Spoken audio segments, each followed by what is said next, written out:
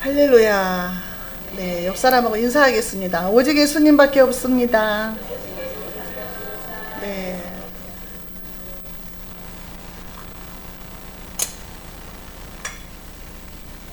예수님이 안 계셨으면 어찌 살았을까요? 오늘은 사무엘상 4장을 통해서 은혜를 이제 받겠습니다.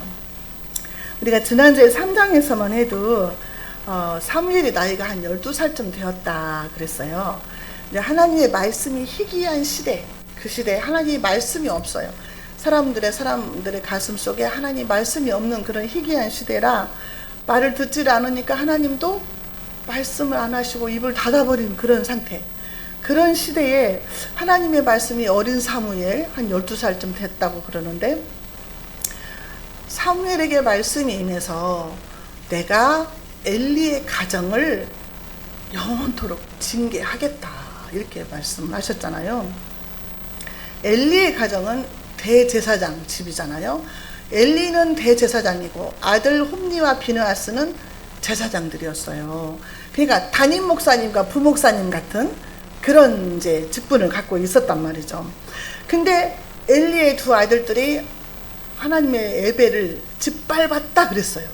하나님의 제사와 예물을 짓밟았다. 발로 밟았다. 그리고 그들이 성전에서 일하는 회원 그들을 간음했잖아요. 음란한 죄를 졌잖아요. 그래서 하나님이 징계를 내리는데 엘리한테는 뭐라고 했어요? 네가 하나님보다 네 아들들을 더 중요하게 생각했다. 이게 죄라는 거예요. 근데 우리 세상 사람들은 거의가 다 자기 자식을 최고 좋게 생각하고 제일 사랑하잖아요. 근데 하나님보다 더 사랑하면 안 된다는 거죠. 그래서 하나님은 네가 대제사장인데 네가 하나님보다 네 아들들을 더 중히 여겼다 그랬어요. 그래서 엘리에게 책망을 하셨죠. 그래서 너희 집에 노인이 하나도 없게 할 것이고 너희 두 아들 홈니와 비느하스가 한날에 죽으리라 그랬어요. 그냥 이때는 12살쯤 됐을 때인데 사무엘이 자라났다 그랬잖아요. 그래서 오늘 4장에서는 사무엘이 조금 이제 더 큰 상태인 것 같아요. 그래서 사무엘의 말이 온 이스라엘에 전파되니라 그랬잖아요. 그러니까 사무엘의 말이 단에서부터 브엘세바까지 전부 하나님의 말씀이 전파되고 그 백성들이 하나님은 사무엘을 세우셨구나 선지자로 이렇게 인정하게 됐을 그 당시다 그 말이죠. 자, 그런데 이제 오늘 본문 말씀에서는 4장에서는 블레셋과의 전쟁 이야기가 나와요. 지금 삼손 시대에 블레셋과의 전쟁이 있었어요. 삼손이 혼자 막 싸워가지고 혼자 1000명도 막 죽이고 그랬잖아요. 근데 그 삼손 시대에 블레셋으로부터 40년 동안이라 압박을 받게 됐었어요. 압제하에 있었다 그 말이에요. 근데 그 기간 중에 일어난 일인 것 같다. 한 20년쯤 됐을 때 일어난 사건 같다고 이제 기록이 돼 있더라고요. 자, 블레셋과의 전쟁에서 40년 억압받는 것은 이스라엘 백성들이 하나님 앞에 악을 했기 때문에 하나님의 징계로 이렇게 지금 압제를 당하고 있거든요. 근데 이제 그 자기들의 죄로 인해서 징계받는 줄을 모르고 깨닫지를 모르고, 이 징계를 하나님이 우리에게 징계를 내셨다 그러면 하나님 앞에 회개하고 엎드리고 죄를 돌이키고 반성하고 바르게 살아야 되잖아요. 근데 그렇지 않은 거예요, 이스라엘 백성들이. 그래서 오늘 본문 말씀은 엄청난 일을 또 벌려요. 오늘 본문 말씀을 통해서 저와 여러분들에게 진짜 깨닫는 은혜가 있으시기 바랍니다. 자, 첫 번째로는요, 언약궤를 뺏기는 사건이 벌어지거든요. 10절에 블레셋 사람들이 쳤더니 이스라엘이 패하여 각기 장막으로 도망하였고 살육이 심히 커서 이스라엘 보병에 엎드러진 자가 3만 명이었으며. 자, 언약궤를 뺏긴 사건이 나오는데, 자, 이스라엘 백성들이 전쟁을 하러 나갔다 그랬잖아요. 1절에 사무엘의 말이 온 이스라엘에 전파되니라. 이스라엘은 나가서 블레셋 사람들과 싸우려고 에벤에서 곁에 진치고 블레셋 사람들은 아벡에 진쳤더니. 근데 이게 지금 전쟁을 압제를 받기 이제 싫어서 그랬는지는 모르지만 이스라엘 백성들이 싸우려고 나갔다 그렇게 나와 있잖아요. 그래서 여기서 사무엘이 소집하지 않았다는 거죠. 사무엘이 소집했다는 말이 없어요. 그리고 하나님이 전쟁을 하라고 한 말도 없어요. 그러니까 이스라엘 백성들이 전쟁을 하러 나간 거예요. 블레셋하고. 당시에 그 제사장은 엘리예요. 지금도 엘리가 살아있는 거예요. 그때 어렸을 때, 사무엘이 어렸을 때 그때 제사장이 지금까지 살아있다는 거죠. 근데 블레셋은요, 철기를 가지고 있었어요. 철 무기를 갖고 있었다 그 말이에요.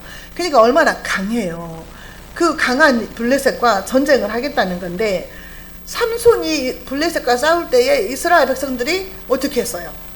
블레셋과 싸우지 말아라. 어찌 네가 그렇게 큰 일을 저지르냐. 그러면서 막 삼손을 묶어가지고 블레셋에다 넘기려고 그랬잖아요. 근데 그 묶은 그 밧줄을 삼손이 끊어버리고 나귀 턱뼈로 1000명을 죽이는 그런 사건이 있었잖아요.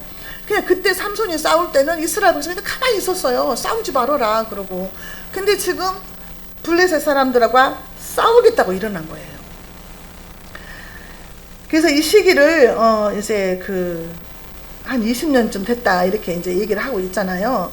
그래서 이제 사사기 13장 1절에 보면은요, 이스라엘 자손이 다시 여호와의 목전에 악을 행하였으므로 여호와께서 그들을 40년 동안 블레셋 사람에 넘겨주시니라 그랬거든요. 그러니까 하나님이 블레셋한테 사람들 넘겨준 거예요. 그냥 이런 것으로 따져보면은 우리 1736년도 하나님이 허락하신 거예요, 사실은. 왜냐면은 우리 순교자들이 많이 죽었잖아요. 예수 믿는 사람들을 많이 우리 땅에 와가지고 많이 죽였잖아요. 피 흘렸잖아요. 그래서 아마 그런데 일반 사람들이 들으면 이제 욕하죠. 우리끼리니까 얘기를 하는데, 하나님이 허락하지 않으면 참새 한 마리도 땅에 떨어지지 않는다고 그랬어요. 그러니까 여호와의 목전에 악을 행했기 때문에 이런 사건들이 벌어지는 거거든요. 근데 이스라엘 백성들이 하나님을 버리고 우상을 섬기고, 오늘 오전 말씀에 그랬잖아요. 여호수아가 너희가 택해라, 선택해라, 하나님을 택할 것이냐 우상을 택할 것이냐 하면서 선택하라고 했을 때 이스라엘 백성이 뭐라고 했어요? 우리가 결코 하나님 버리지 않겠다, 하나님만 섬기겠다 약속했잖아요. 약속한 연약 관계에 있는 사람들 있잖아요. 근데 하나님을 다 떠나는 거예요. 악을 향해. 하나님은 다 잊어버렸어. 배신했어요. 그래서 이제 전쟁을 하는데 2절에 보니까요, 블레셋 사람들이 이스라엘에 대하여 전열을 벌이니라.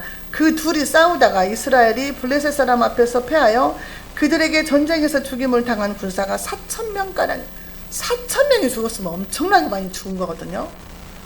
그러니까 이스라엘 백성들 싸우지도 못하고 죽은 거예요, 사실은요. 떼거지로 갔다가 4,000명이 죽은 1차 전쟁에서 실패를 했어요. 자, 전쟁에 실패한 백성들이 이제 어디로 왔냐?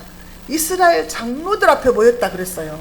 자, 3절에 보니까 백성이 진영으로 돌아오며 이스라엘 장로들이 이르되 어찌하여 여호와께서 어찌하여 우리에게 오늘 블레셋 사람들 앞에 패하게 하셨는고, 여호와의 언약궤를 실로에서 우리에게로 가져다가 우리 중에 있게 하여 그곳으로 우리를 우리 원수들의 손에서 구원하게 하자 하니. 근데 이스라엘의 장로들이 이 전쟁을 아마 선동을 한 것 같아요. 근데 그들 앞에 모인 거예요. 근데 어찌해서 여호와 하나님 우리로 하여금 패배하게 만들었냐, 그렇게 하나님을 원망을 하는 거예요. 뭐가 자기 맘대로 일 저질러 놓고 안 되면 하나님이 왜 이러실까? 하나님한테 내가 하나님 이 사업해도 됩니까? 물어보지도 않고 사업을 벌려놓고 망하게 되면 하나님 이럴 수가 있습니까? 한다 그 말이죠. 그러면서 어떤 또 악한 생각을 하냐? 실로에 있는 하나님의 언약궤를 전쟁터로 가져오자는 거예요. 이게 엄청난 일이거든요. 지금 이 언약궤는요, 하나님의 성막을 지어놓고 그 성막에 성전이 있잖아요. 근데 이제 그 성막 안에 있는데 지성소 안에 들어있는 거예요. 성막에도 또 있고 성막들이 있고 성막이 있고 또 지성소 안에 있는데, 그 지성소 안에는요 그 언약궤가 놓여 있어요.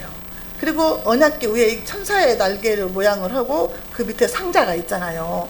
막 금으로 싸고 그래서 하나님 이제 그 모세한테 말을 해가지고 언약궤를 만들었잖아요.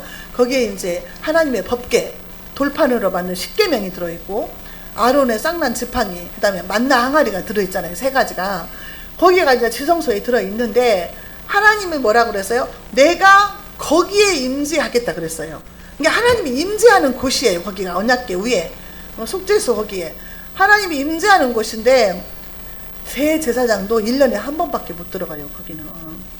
그래가지고 대제사장들이 거기에 들어갈 때는 옷에다가 방울을 달아요. 방울을 달고 끈을 묶어서 밖에서 끈을 들고 있어요. 그래가지고 대제사장이 거기서 제사를 지내다가 죄를 짓는다든가 하면은 즉사를 하는 곳이에요. 거기가 1년에 한 번 7월 10일 날 대속죄일이 있거든요. 그때 들어가는데 그래서 거기서 죽으면 끈으로 끄집어냈던 그런 무서운 곳이거든요. 그런 무서운 곳에 있는 지성소 안에 있는 법궤를 전쟁터로 가져오자는 거예요. 너무 무서운 생각을 한 거예요, 지금. 그래서 4절에 보니까요. 이에 백성이 실로에 사람을 보내어 그룹 사이에 계신 만군의 여호와의 언약궤를 거기서 가져왔고 엘리의 두 아들 홈니와 비느하스는 하나님의 언약궤와 함께 거기에 있었더라. 언약궤를 가져왔어요. 이제 전쟁터로. 근데 누가 같이 왔냐? 홈니와 비느하스가 따라와서 제사장인데 홈니와 비느하스는 절대로 못 가져갑니다 하고 막았어야 돼. 그걸 가져왔다니까 같이. 하나님이 임재하시는 그 법궤 속죄소 위에 있는 그 법궤를 가져갔다는 거죠. 하나님을 만나는 장소인데 거기가. 자, 그래서요 이스라엘 백성들은 생각하기를 이 법궤를 수호신으로 생각한 거야. 부적처럼 생각한 거예요. 부적.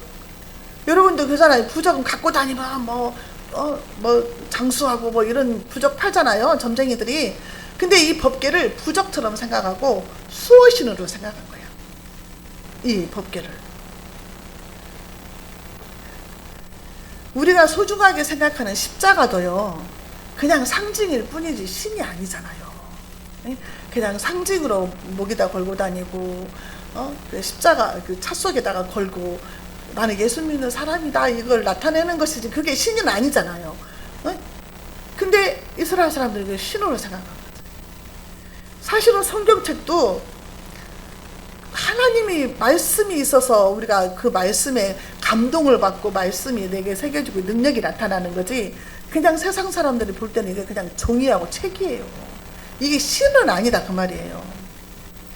근데 하나님을 신으로 믿어야 되는데 언약궤를 신처럼 생각하고 부적처럼 생각을 한 거예요. 이스라엘 백성들이. 그래서 그걸 갖고 오면 이기겠지? 하나님이 같이 오시니까 우리가 이기겠지? 그렇게 생각을 한 거예요. 자, 언약궤가 이제 전쟁터로 왔어요. 7절 볼게요. 블레셋 사람이 두려워와 이르되 신이 진영에 이르렀도다 하고 또 이르되 우리에게 화로다. 전날에는 이런 일이 없었도다. 언약궤를 신으로 봤다. 그냥 이스라엘 백성들이 이제 법궤가 전쟁터로 들어오니까 환호성을 지르고 막 흥분이 돼가지고 막 난리를 쳤다고 했잖아요. 여기 큰 소리로 외치니까 땅이 울렸다 그랬어요. 그러니까 블레셋 사람들이 저게 뭔 일이야? 4,000명이나 죽었는데 무엇이 좋다고 저렇게 큰 소리 치는 거야? 했더니 법궤가 거기에 있는 거예요. 전쟁터에. 그러니까 어머 이거 큰일 났다. 우리는 화다. 화. 하나님이 그 신이 왔다는 거예요. 신이. 블레셋 사람들도 법궤를 신으로 본 거예요.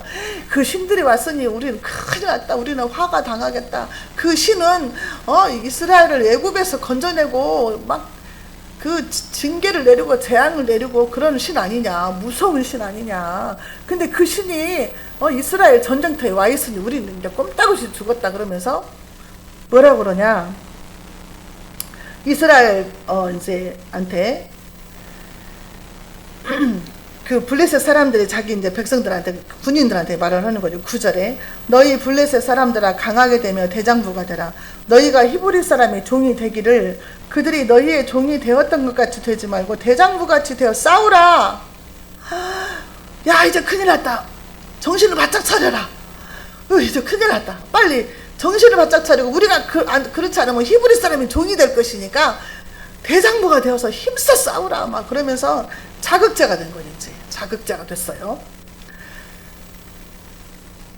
이 언약궤가 하나님이 떠나버리면 나무 상자에 불과하거든요. 근데 이 사람들은 신으로 생각했다는 거예요. 자, 10절에 블레셋 사람들이 쳤더니 이스라엘이 패하여 각기 장막으로 도망하였고 살육이 심히 커서 이스라엘 보병에 엎드러진 자가 3만 명이었다. 4천 명이 1차에 죽었잖아요. 근데 지금 2차에 3만 명이 죽었으니까 3만 4천 명이 죽은 거예요. 엄청나게 사람 많이 죽은 거예요. 한 지파가 아예 없어진 정도예요. 그렇게 많이 죽은 거예요. 하나님의 언약궤도 빼앗겼다 그랬어요. 하나님의 언약궤를 뺏겨버린 거예요. 전쟁터에서. 그 하나님을 뺏겼으니 어떻게 이스라엘 사람들은? 지금 말도 안 되잖아요. 그러니까 블레셋 사람도 언약궤를 뺐으면 이길 줄 알았나 보죠. 신이라고 생각을 하고, 우리가 영화 같은 거 보면은 막 그 외국 영화 보면은 십자가 들고 막 귀신 물리치는 거 막 나오잖아요. 십자가에는 그 십자가 그 자체로만 하면 능력이 없는 거, 우리의 믿음이 거기에 있어야 능력이 있는 거지. 자, 그래서 이제 법궤는 뺏겼고요. 두 번째 이제 엘리의 두 아들들이 죽어요. 11절에 하나님의 궤는 빼앗겼고 엘리의 두 아들 홈니와 비느하스는 죽임을 당하였더라. 자, 하나님의 법궤를 뺏겼다는 것은 하나님이 징계하신 거예요. 사실은 하나님이 그냥 내비둬버린 거예요.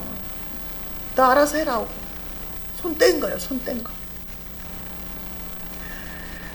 전능하신 하나님이, 아니 계신 곳에 없으시는 그 무소부재하신 하나님이 그런 상징물에 있지 않다는 거죠. 우리의 믿음이 거기에 있어야 된다는 거죠. 믿음이.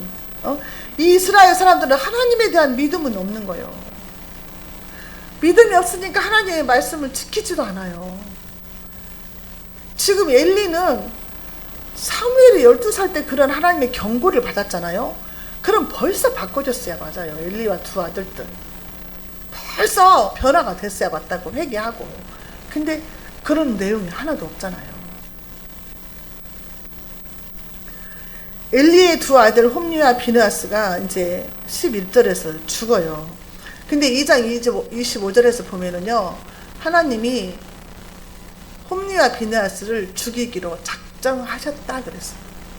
죽이기로 작정하셨다. 말을 해도 안 들으면 하나님이 그렇게 책망을 하시는 거예요. 이 몸이 죽는 게 문제가 아니에요. 그 영혼이 지옥에 가잖아요. 그게 문제인 거죠. 육체에 죽는 것은 아무것도 아니에요. 그냥 많이 살다 죽거나 적게 살다 죽거나 그런 것은 개의치 말아야 된다. 그 영혼이 천국 갔냐 지옥 갔냐 이게 문제라는 거예요. 근데 저도 그렇지만은 그냥 아주 죽음이라는 것을 그렇게 생각 안 하고 살잖아요. 누구든지 아마 계속 살 것 같은 생각이 들잖아요. 근데 우리가 뭐 뉴스나 본다든가 사건 사고 보면은 갑자기 죽어요. 그렇잖아. 이번에도 그 홍수 나가지고 막 집이 무너져가지고 죽고, 얼마나 많이 죽어요. 차 빼러 갔다가 지하 주차장에서 엘리베이터 속에서 죽고, 금방 올라오고 핸드폰도 안 들고 갔잖아요. 그렇게 죽을지 누가 알겠냐고. 그렇게 죽는 그 육체적인 죽음은 그렇게 저기하지가 않다고 말이에요. 영혼이 문제라는 거예요. 그 영혼이. 응? 유황불에 떨어지는 그 지옥불에 떨어지는 영혼이 되면 안 된다는 거죠. 근데 두 아들들이 죽었어요. 하나님의 심판이었어요. 이것은 하나님이 죽이기로 작정을 해서 그랬다는 거죠. 2장 34절에 네 아들 홈리와 비느하스가 한날에 죽으리니 그 둘이 당할 그 일이 내게 표징이 되리라 하고 엘리한테 경고를 했다 그 말이에요. 경고를 했으면 진짜 엘리와 그 세 가족은 금식을 하면서 철야를 하면서 하나님께 매달렸어야 돼요. 살려달라고. 영적으로 타락한 이스라엘에 대한 징계라고 볼 수도 있어요. 왜냐하면 이스라엘의 대제사장이고 홈리와 비느하스는 제사장이잖아요. 대표. 근데 이스라엘에 지금 지도자가 없어진 거예요. 다 위기가 온 거예요. 이스라엘의 위기가. 지도자가 한꺼번에 3명이나 죽었으니까. 나라의 위기가 온 거다 그 말이에요. 나라에. 이게 우리가 한 사람, 개인 한 사람 때문에 나라가 위험할 수 있다니까요. 특히 지도자들. 지도자 한 사람이 일을 잘못하면 나라가 망한다니까요. 그저께 뉴스에 나왔죠.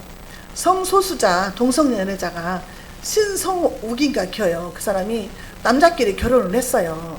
결혼을 했는데 의료보험을 두 사람이 따로따로 두 번 낸다 이거예요. 그러니까 이제 그것을 소원을 냈다는 법에다가 그랬는데 대법원에서 그저께 판결이 나왔는데 그 사람들 편을 들어준 거예요. 동성연애도 인정을 한 거예요. 그리고 의료보험 한 사람 것만 내라. 그렇게 판결을 딱 내렸다 그 말이에요. 응? 그러니 이제 동성연애자들은 마음 놓고 해도 된다. 지난번에 그 청주 어디 거기에서 법원에서 그거 또 했잖아요. 성년한 수술 안 해도 내가 남자인데 그 사람이 남자였는데 내가 여자가 되고 싶다. 그래가지고 여자가 됐잖아요. 법적으로. 그러면 그 사람은 여자 목욕탕으로 들어가고 공동 화장실도 여자 화장실도 들어가고 할 수 있다 그 말이에요. 그게 그 판사가 그거를 했다니까요. 그래가지고 그 앞에서 막 데모하고 막 이러잖아요. 이렇게 지금 나라가 이렇게 돼가고 있다는 거죠. 위기가 온 거예요. 그런데 목사님들이 정신을 차려야 될 거 아니에요. 대표로. 근데 우리가 저기 지금 거룩한 방파제 붙여놨잖아요. 지금 서울에서 6월 1일 날 퀴어 집회를 했어요. 근데 이제 그 거룩한 방파제 목사님들이랑 믿는 사람들 20만 명이 모여서 반대 집회를 했거든요. 근데 거기 퀴어 집회 하는 데에 감리교 목사님 6명이 가가지고 축복 기도를 해줬다 이 말이에요. 무슨 말인지 알겠어요? 동성애자들 잘 되라고 축복해줬다 그 말이에요. 목사님들이, 감리교 목사님들이. 그래서 감리교단에서 그 6명의 목사님들을 고발을 했어요. 그래서 이름이랑 교회랑 명단이랑 다 나왔는데 목사님들이 이렇게 되면 어떻게 되냐 이 말이에요. 하나님이 그 지도자들이 범죄하고 악한 일을 저지르니까 나라가 망하잖아요. 네? 이게 문제라는 거예요. 지금 엘리 가정에 그 한 가정의 일만이 아니다는 거예요. 나라 전체적으로 문제라는 거예요. 그 목사님들은요, 그 목에다가 후드 이렇게 하잖아요. 뭐 하얀색 후드도 하고 빨간색도 하잖아요. 거기가 무지개예요. 육지개, 그 성소수자들 무지개. 그것은요, 우리가 7색깔 무지개잖아요. 근데 거기 6가지 색깔이에요. 빨주, 노초, 파, 남 보잖아요. 남색을 뺐어. 파란색하고 남색하고 비슷하잖아요.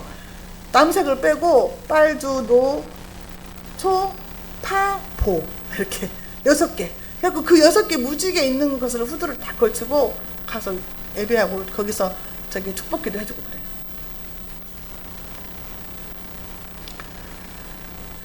보통 일이 아니에요. 지금 나라와 민족이 위기에 처했다 그 말이에요. 다른 것이 위기가 아니라 하나님이 전쟁을 주관하시는 그 하나님이 콧김으로 불어버리면 끝나는 거죠. 뭐 김정은이가 문제가 아니라 하나님이 그걸 결제하거든요. 전쟁을 일으키고 안 일으켜도 하나님 손에 달렸거든요. 하나님의 우리가 그러니까 이 백성들을 위해서 그 목사님들을 위해서도 우리가 같이 회개기도 해줘야 돼요. 하나님 나와 이 백성들의 죄를 용서해 주세요. 네? 우리가 구약의 선지자들 보면 다 그러잖아요. 나와 이 백성들의 죄를 용서해 달라고. 내가 직접 한 건 아니지만 용서해 달라고, 회개의 영을 보달라고. 그렇게 기도해서 우리나라가 정말 회개하고 하나님의 사람들이라도 바로 서야 된다 그 말이에요.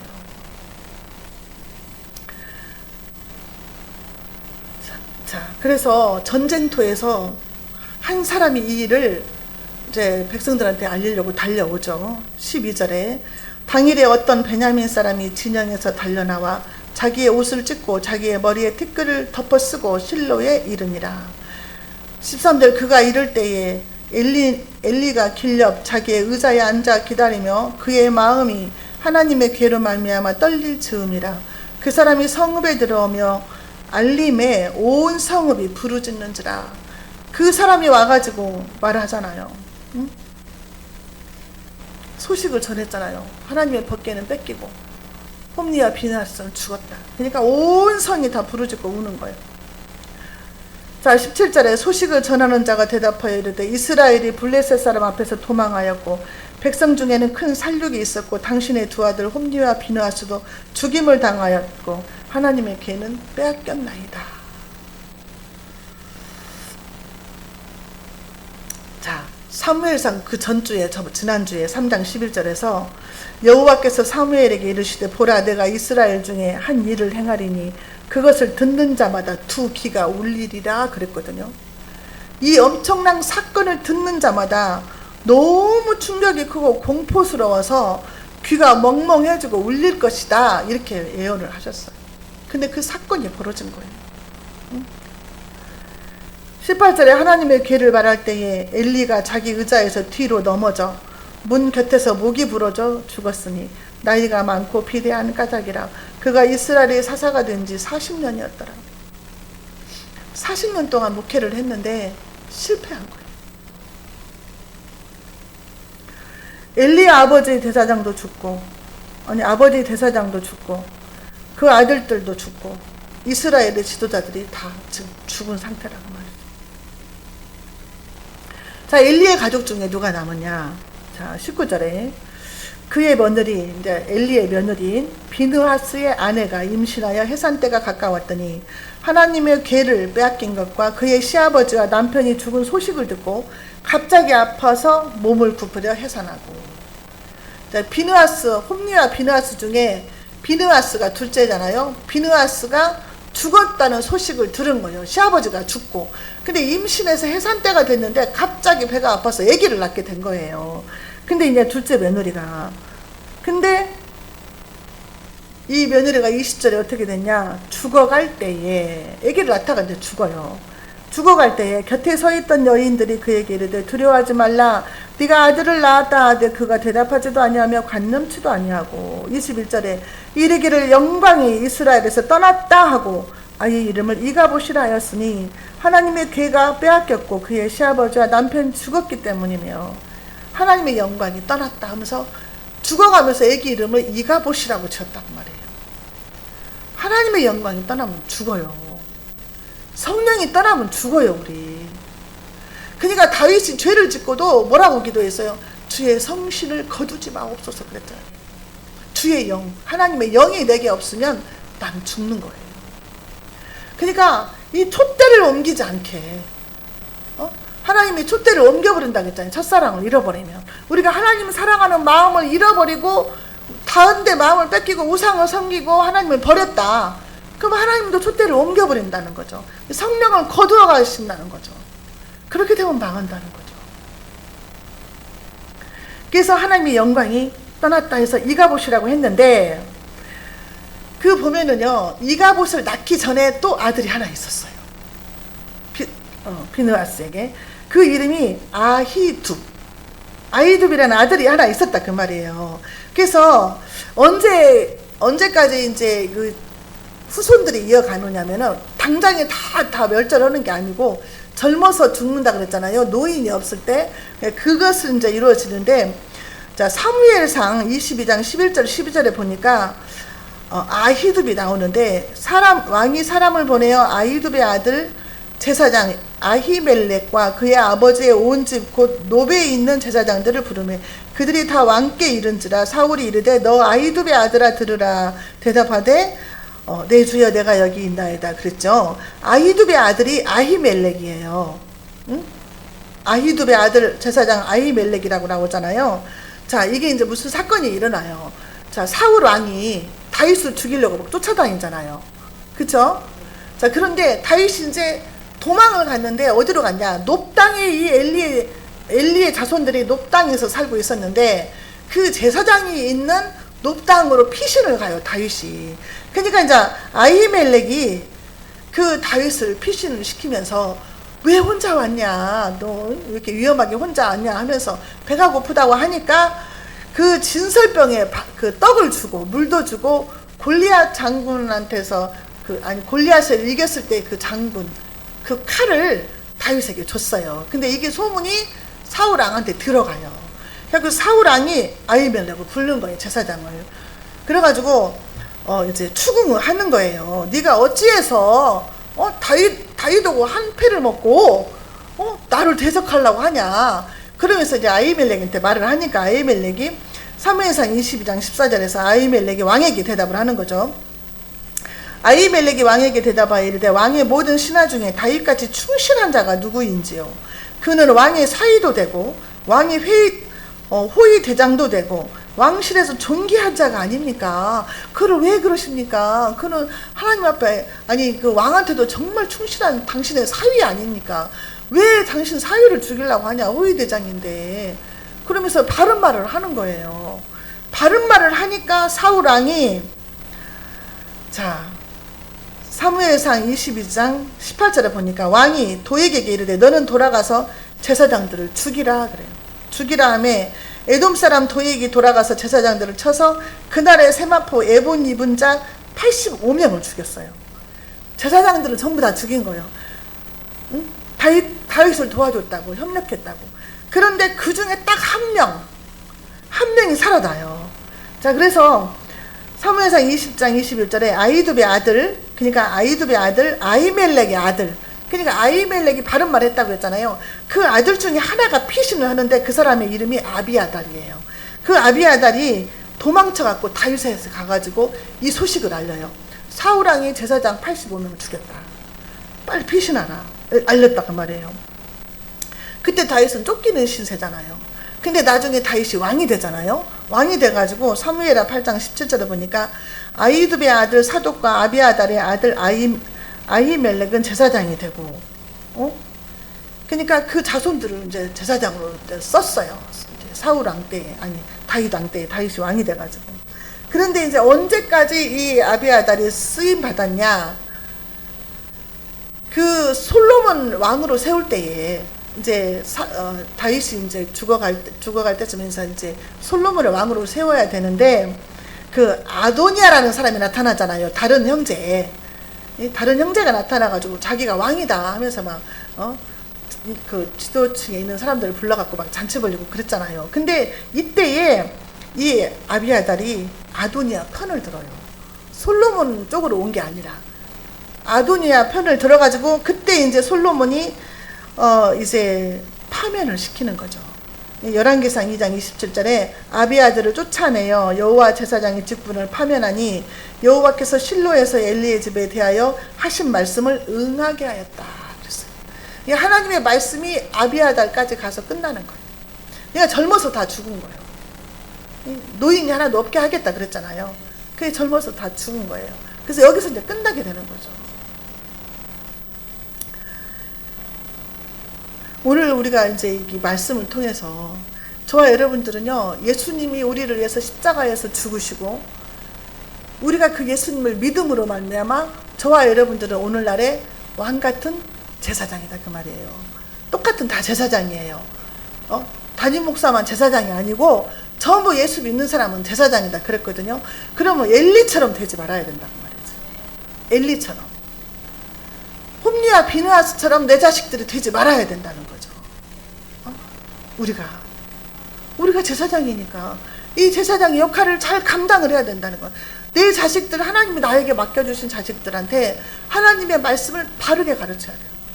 바르게 가르치고 나 자신도 하나님보다 자식을 더 사랑하지 않도록 날마다 하나님 우선주의로 살아야 되는 거예요. 행동으로 보이고. 나 한 사람이 엄청 중요하다는 거예요. 나 한 사람이 무너지면 나라가 망한다니까요. 엘리처럼 내가 제사장이니까. 나 한 사람 때문에 내 자식도 살고 이 나라와 민족이 살고, 그래서 우리의 생사화복이요 나 한 사람에게 달려있다는 거예요. 내가 얼마나 중요한 사람이냐. 우리가 자손만대 이 믿음이 이어질 수 있도록 해야 되지 않겠어요? 자손만대 믿음의 그 재산을 유산으로 남겨줘서 계속해서 자손들한테도 이 믿음이 승계가 될 수 있도록 그렇게 해야 된다는 거예요. 날마다 그러니까 말씀으로 주고 잔소리로 들을지 몰라도 계속 말을 해야 되는 거예요. 우리는 엘리 가문처럼 되지 말자. 우리는 사무엘처럼 돼야 되는 거예요. 사무엘처럼. 우리 자식들이 사무엘처럼 돼야 된다는 거예요. 그래서 오늘 본문 말씀에서도 오전에서도 그랬잖아요. 하나님의 예배를 짓밟지 말아야 된다. 신령과 진정으로 예배를 드려야 된다. 하나님 앞에 우리는 거룩한 제사장이니까 신령한 제사를 드려야 된다. 형식적인 예배를 드리지 말아야 된다. 그랬잖아요. 그러니까 우리가 찬양을 부를 때도 그냥 그 가사를 생각하면서 한 마음으로 감동을 받아서 나에게 주신 말씀이다 생각하고 곡조 붙은 기도잖아요. 찬양을 부를 때도 그렇게 하고 말씀을 들을 때도 하나님의 말씀으로 받고 하나님께서 이렇게 징계의 말씀을 뭐 한다든지 주의성수하라 막 제가 막 그러잖아요. 11조원각 애들한테 가르쳐라. 주의성수하게 해라. 그런 것을 아이고 나를 뭐 꼬집어서 하네 이렇게 하지 말고 하나님의 말씀으로 받으라는 거죠. 그래서 나 자신도 자식들도 다 복을 받아갖고 다 천국 가고 그래야 되지 않겠어요. 그럴 사명이 우리에게 있는 줄로 믿습니다. 기도하겠습니다. 하나님 아버지 감사합니다. 오늘 말씀을 통해서 우리가 어떻게 살아야 되는지를 깨닫게 하시니 감사합니다.